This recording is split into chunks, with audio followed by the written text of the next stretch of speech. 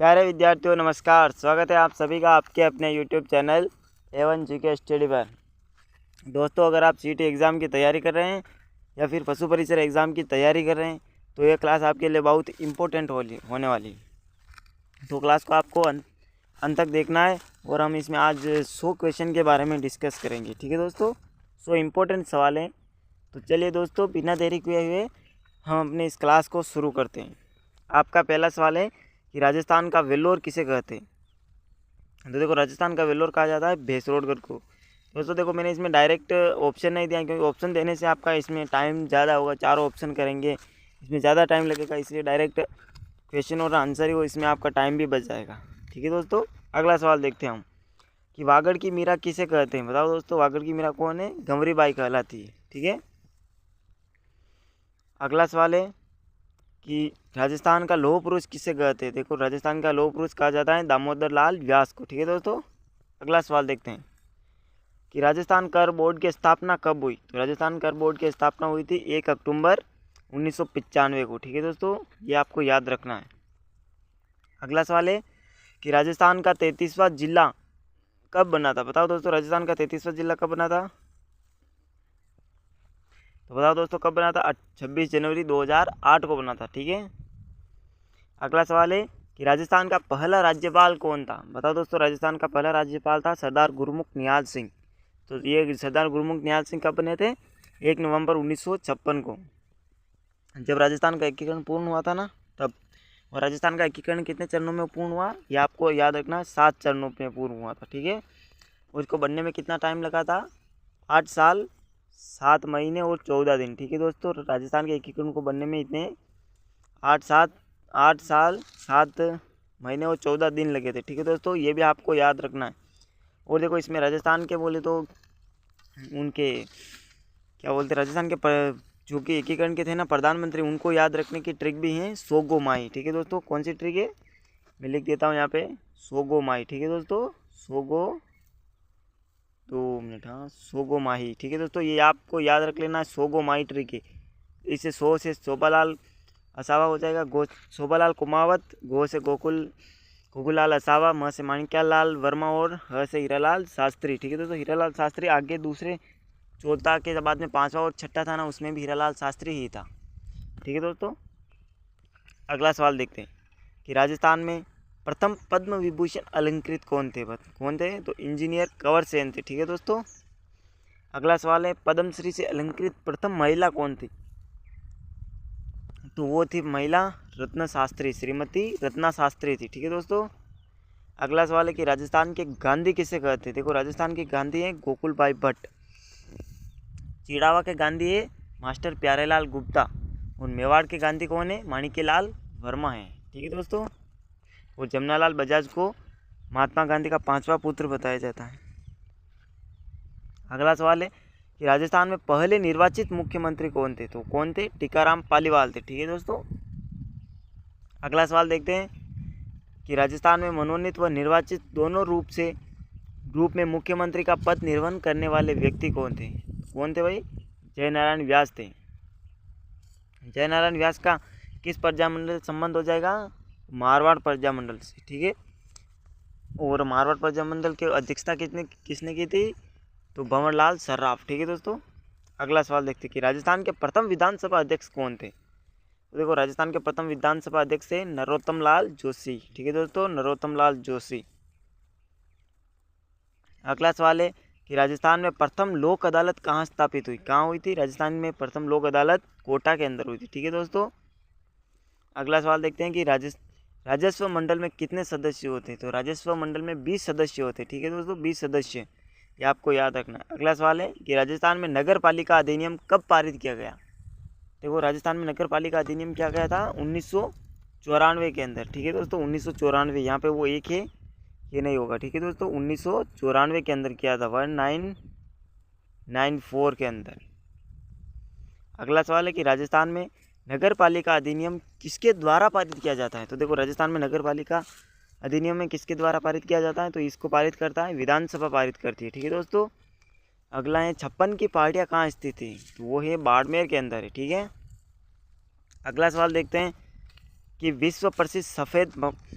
सफ़ेद संगमरमर कहाँ का है? कहाँ है सफ़ेद मरमर?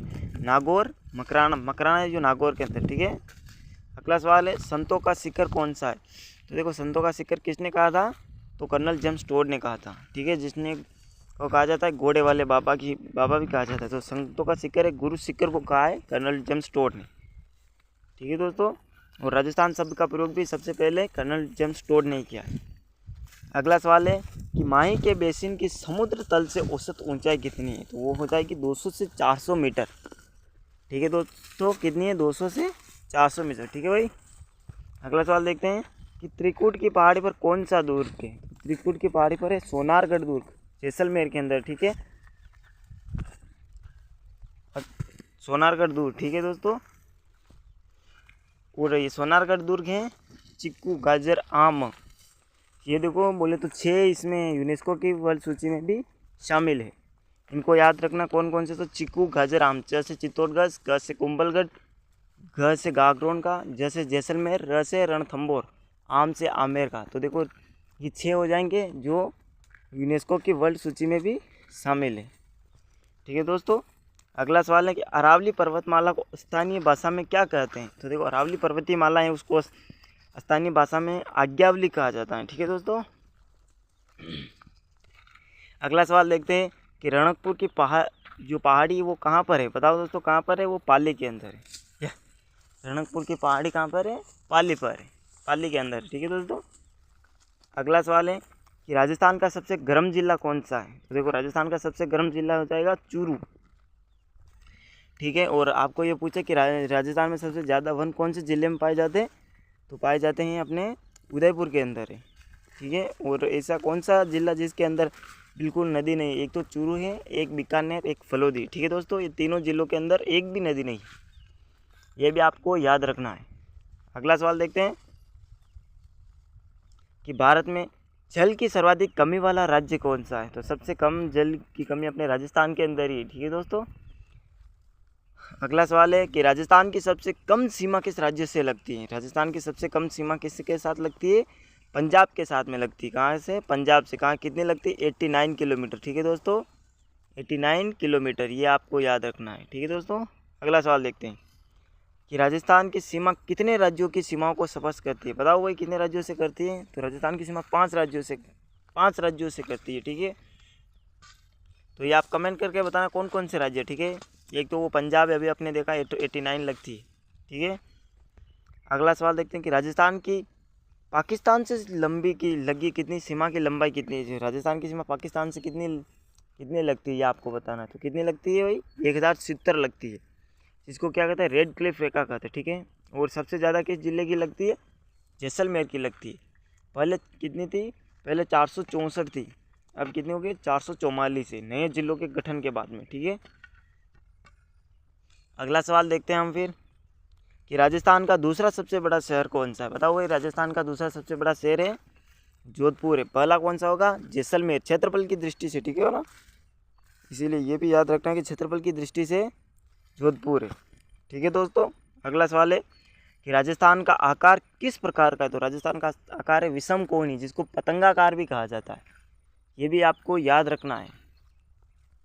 अगला सवाल है कि राजस्थान की राजभाषा कौन सी? तो राजस्थान की राज्यभाषा है हिंदी, ठीक है दोस्तों। और राजस्थान का सर्वाधिक गांव वाला, बोले राजस्थान में सबसे सर्वाधिक गांव कौन से जिले के अंदर है? गंगानगर। राजस्थान में सर्वाधिक गांव लगे जाते हैं गंगानगर के अंदर। तो राजस्थान का सर्वाधिक आर्द्र जिला झालावाड़, ठीक है। बोले तो सबसे ज़्यादा वर्षा भी झालावाड़ के अंदर ही होती है। राज्य पूछे, बोले जिला पूछे तो आपको झालावाड़ करना है, और स्थान पूछे तो माउंट आबू। और राजस्थान का सर्वाधिक शुष्क स्थान कौन सा? तो शुष्क स्थान है फलोदी। और राजस्थान के किस जिले को अन्न का कटोरा कहा जाता है? गंगानगर को कहा जाता है, क्योंकि यहाँ पर सबसे ज़्यादा गेहूँ उत्पादन होता है, ठीक है। औजारों के शहर के नाम से कौन सा जिला जाना जाता है? बताओ भाई औजारों के नाम से कौन सा जिला जाना जाता है? नागौर जाना जाता है, ठीक है। और तलवारें कहाँ की प्रसिद्ध है? तो सिरोही की प्रसिद्ध है, ये भी आपको याद रखना है। आइलैंड ऑफ ग्लोरी के नाम से कौन सा जाना जाता है? बताओ दोस्तों आइलैंड ऑफ ग्लोरी के नाम से कौन जाना जाता है? तो जयपुर जाना जाता है, ठीक है। जारसाई सिक्के भी जयपुर के अंदर ही है, ठीक है भाई। अगला सवाल है कि राजस्थान के किस प्रदेश में बीहड़ मिलते हैं। बताओ भाई राजस्थान के कौन से शहर में बीहड़ मिलते हैं। तो देखो बीहड़ मिलते हैं चंबल बेसिन के अंदर। अगला सवाल है कि बिच्छा किस नदी का उद्गम है। बिच्छा का उद्गम स्थल है सोम नदी। ठीक है दोस्तों, सोम नदी। अगला सवाल है कि राजस्थान का राज्य गीत कौन सा है। देखो राजस्थान का राज्य गीत है केसरिया बालम आओ नी पधारो मारे देश। तो इसमें केसरिया बालम हो जाएगा आपका। ठीक है, वो ये सबसे पहले किसने गाया था आप कमेंट करना है। ठीक है, अगला सवाल है कि राजस्थान का राज्य नृत्य कौन सा है। तो राजस्थान का राज्य नृत्य है घूमर। ठीक है दोस्तों, अगला सवाल है कि तेजाजी का मेला कहाँ लगता है, कहाँ आयोजित होता है। परबतसर के अंदर। इसको देखो आप प से आप याद रख सकते हो। प से पेमल, प से पन्नेर। बोले तो पेमल की पत्नी का नाम था, पन्नेर इनका ससुराल था। र से रामचंद्र जाट इनके ससुर थे। पर ब से बासी दुगारी, बोले इनकी कर्मस्थली मानी जाती है। बासी दुगारी कहाँ पर है, बूंदी के अंदर है। र से ताहट जी जाट इनके पिता का नाम है। और स से सुरसुरा के अंदर इनकी मृत्यु हुई थी। ठीक है दोस्तों, और र से राम कुंवरी इनकी माता का नाम हो जाएगा। ठीक है भाई, याद रखना है आपको ये सभी। अगला सवाल है कि रेगिस्तान का जल महल किसे कहा जाता है। बाटाडू का कुआं। ठीक है दोस्तों, बाटाडू का कुआं को कहा जाता है रेगिस्तान का जल महल। अगला सवाल देखते हैं कि राजस्थान का रामसागर वन्यजीव अभ्यारण्य किस जिले में। देखो राजस्थान का रामसागर वन्यजीव अभ्यारण्य पूछे तो धौलपुर के अंदर है। ठीक है दोस्तों, कहाँ पर है, धौलपुर के अंदर। अगला सवाल है कि लोक देवता जिनका मुख्य मंदिर कहाँ पे, लूणी नदी के किनारे। तो लूणी नदी के किनारे कौन सा है, मल्लीनाथ जी का। कहाँ पर है, तिलवाड़ा बालोतरा के अंदर। अभी नया जिला आ गया बालोतरा, तो वहाँ पर है, पहले बाड़मेर था। ठीक है दोस्तों, अगला सवाल है कि राजस्थान में नमक उत्पादन का केंद्र। तो सर्वाधिक नमक होता है सांभर के अंदर। ठीक है, पचपदरा के अंदर होता है आयोडीन युक्त नमक, जो खारनाल जाति के लोग करते हैं। ठीक है दोस्तों, अगला सवाल है कि मयूर के समान किस किले की आकृति है। किले भी बोल दोगे, जिले जोधपुर के अंदर है। ठीक है दोस्तों, मयूर ध्वजगढ़ भी बोला जाता है जिसको, मेहरानगढ़ दुर्ग। ठीक है दोस्तों, जो कौन सी पहाड़ी पर है, चिड़ियाटूक पहाड़ी पर। अगला सवाल देखते हैं कि मारवाड़ की गंगा किस नदी को कहा जाता है। तो मारवाड़ की गंगा कहा जाता है लूणी नदी को। कर्क रेखा को 2 बार काटने वाली कौन सी नदी काटती है कर्क रेखा को, भाई माही नदी काटती है। ठीक है दोस्तों, अगला सवाल देखते हैं कि कुंभ का मेला कहाँ पर लगता है। तो कुंभ का मेला लगता है बेणेश्वर धाम डूंगरपुर के अंदर, जो कहाँ पर है, डूंगरपुर के अंदर है। अगला सवाल है भाई कि सांपों की शरण स्थली कौन सा अभ्यारण्य है। तो शेरगढ़। ठीक है दोस्तों, शेरगढ़ ये सांपों की शरण स्थली है। ठीक है दोस्तों, अगला सवाल है भाई कि दिवेर की पहाड़ियाँ कहाँ पर स्थित है। तो दिवेर की पहाड़ियाँ हैं राजसमंद में। दिवेर का युद्ध कब हुआ था, महाराणा प्रताप और नहीं अमर सिंह और अकबर के मध्य में हुआ था। ठीक है, उस टाइम शासक थे महाराणा प्रताप भी थे। कहाँ, राजसमंद के अंदर ही हुआ था। जो दिवेर की पहाड़ियाँ भी वहीं है। दिवेर का युद्ध हुआ था 1582 के अंदर। ठीक है दोस्तों, और अगला सवाल देखते हैं कि सर्वाधिक ओलावृष्टि किस जिले में होती है। ओलावृष्टि तो वो होती है जयपुर के अंदर होती है। अगला सवाल है कि विश्व मृदा दिवस कब मनाया जाता है। देखो मृदा दिवस मनाया जाता है 5 दिसंबर को। ठीक है दोस्तों, 5 दिसंबर को विश्व मृदा दिवस मनाया जाता है। अगला सवाल है कि धौलपुर के किस जिले में केवल नैरोगेज पाई जाती है। बताओ भाई नैरोगेज कौन से जिले में पाई जाती है, राजस्थान के किस जिले में। तो धौलपुर जिला है, उसी के अंदर नैरोगेज पाई जाती है। ठीक है, अगला सवाल है कि राजस्थान में अंतर्राष्ट्रीय एयरपोर्ट कौन सा है। अंतर्राष्ट्रीय एयरपोर्ट है सांगानेर, जो कहाँ पे, जयपुर के अंदर। ये सांगानेर कहाँ पर है भाई, जयपुर। ठीक है दोस्तों, जयपुर के अंदर है सांगानेर। ठीक है भाई, अगला सवाल है कि राजस्थान का देश की जीडीपी में कितना योगदान है। तो देखो राजस्थान का देश की जीडीपी में 5% का योगदान है। अगला सवाल है कि खनिजों का अजायब घर किस राज्य को कहा जाता है। तो देखो खनिजों का अजायब घर कहा जाता है अपने राजस्थान को, क्योंकि यहाँ पर सबसे सर्वाधिक खनिज निकलते हैं। ठीक है भाई, अगला सवाल है कि राजस्थान की कामधेनु किसे कहते हैं। राजस्थान की कामधेनु किस गाय को कहते हैं। तो राठी गाय है, उसको इस पर राठी गाय की नस्ल होती है ना, इन गायों को कहा जाता है राजस्थान की कामधेनु। और किस जिले के बेल सर्वाधिक प्रसिद्ध है। बेल है नागौर जिले के बेल। ठीक है दोस्तों, नागौर जिले के बेल भाई आपको याद रखना है कि नागौर जिले के बेल सर्वाधिक प्रसिद्ध है। सबसे कम उम्र में दूध देने वाली गाय की नस्ल है जर्सी गाय। ठीक है दोस्तों। अगला सवाल है कि भारतीय मेरिनो किस गाय की नस्ल को कहते हैं? वो कहते हैं चोकला को। ठीक है।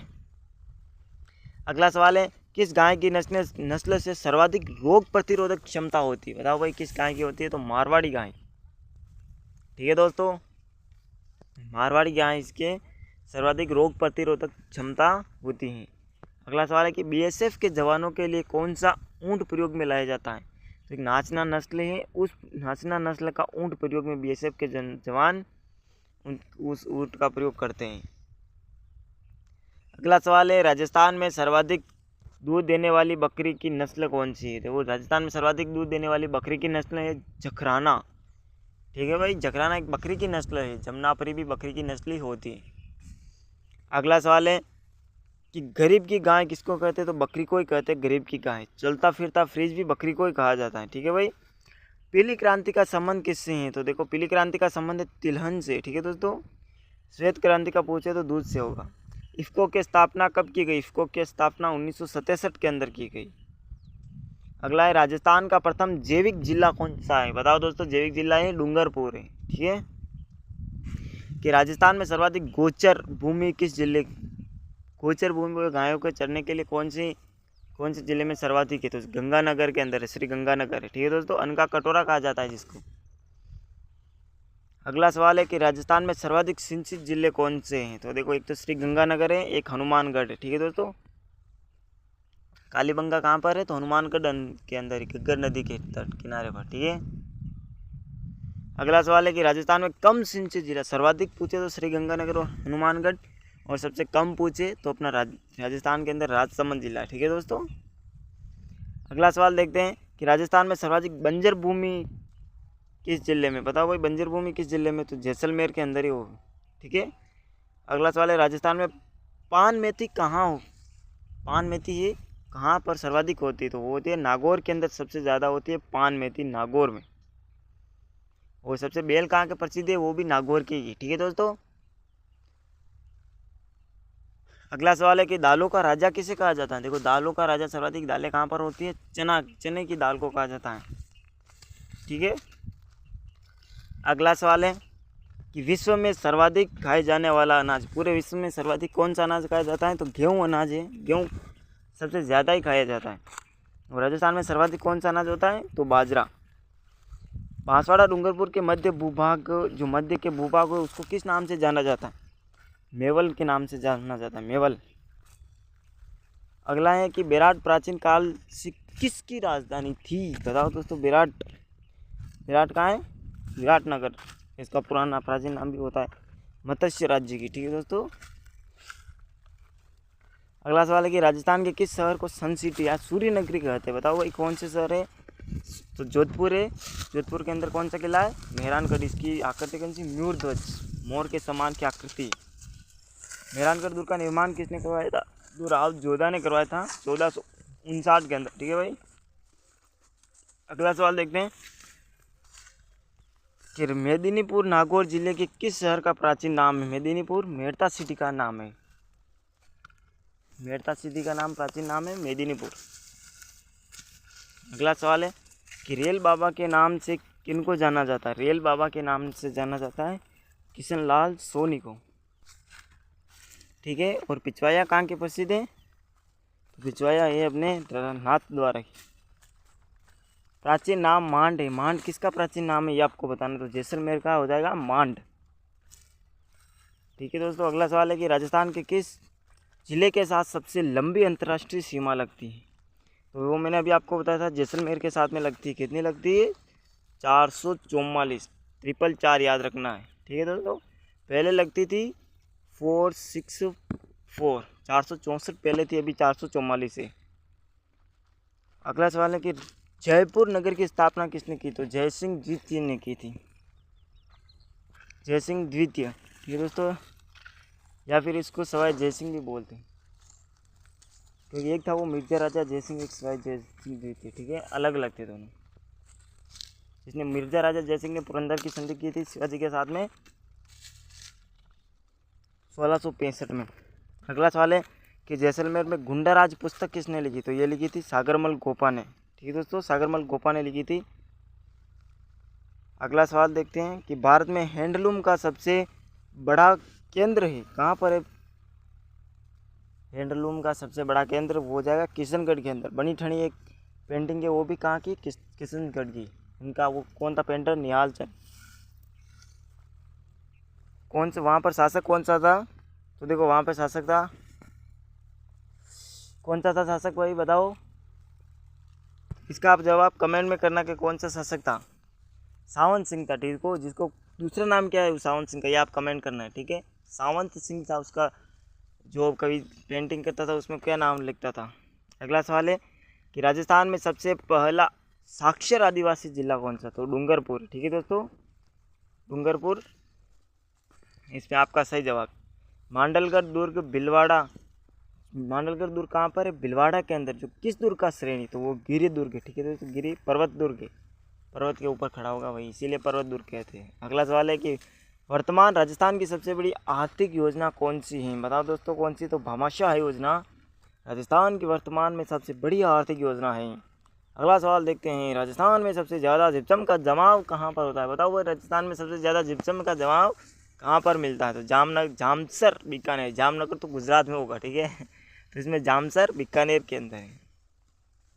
अगला सवाल है कि बिजोलिया किसान आंदोलन का शुद्ध नाम क्या है? तो विजयावल्ली। तो देखो बिजोलिया किसान आंदोलन कब से कब तक चला था? तो 1997 नहीं, 1897 के अंदर चला था, ठीक है। प्रथम नेतृत्व क्या था?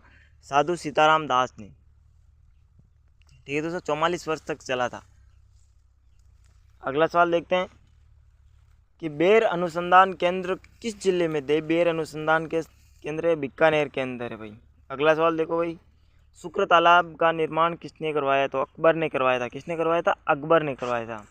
कहाँ पर? नागौर दरबार लगाया था 1570 के अंदर। कब? 1570 के अंदर अकबर ने नागौर दरबार लगाया था, तब शुक्र तालाब का शुक्रवार का दिन था, उसी इसीलिए इसका नाम शुक्र तालाब पड़ा। अनिलवाड़ा का युद्ध कब हुआ? देखो अनिलवाड़ा का युद्ध हुआ 1178 ईस्वी में। एक था पृथ्वीराज, अगला कौन था कमेंट करो। कि राजस्थान का प्रवेश द्वार कौन सा है? भरतपुर कहलाता है राजस्थान का, जहाँ पर जाट शासकों ने बोले तो राज किया था। जाटों का अफलातून किसको कहा जाता है? सूरजमल जाट को कहा जाता है जाटों का अफलातून, ठीक है भाई। अगला सवाल देखते हैं, किसान आंदोलन के जनक कौन थे? तो विजय सिंह पथिक थे, ठीक है दोस्तों। ये कौन से किसान आंदोलन से? बिजोलिया किसान आंदोलन से, जो कि राजस्थान का सबसे लंबा किसान आंदोलन कौन सा है? बिजोलिया किसान आंदोलन ही है, ठीक है। अगला सवाल देखते हैं भाई कि राजस्थान का एकमात्र स्टॉक एक्सचेंज कहाँ पर है? स्टॉक एक्सचेंज जयपुर के अंदर है। कहाँ पर है भाई? जयपुर में। मानवाधिकार आयोग का कार्यालय कहाँ का है? तो वो है जयपुर। इसका कार्यालय कहाँ है? जयपुर के अंदर है। अगला सवाल है, ढोला मारूरा दुहा के रचयिता कौन है? तो इसके रचयिता हो जाएंगे कवि कल्लोल, ठीक है दोस्तों, कवि कल्लोल हो जाएंगे ढोला मारूरा दुहा।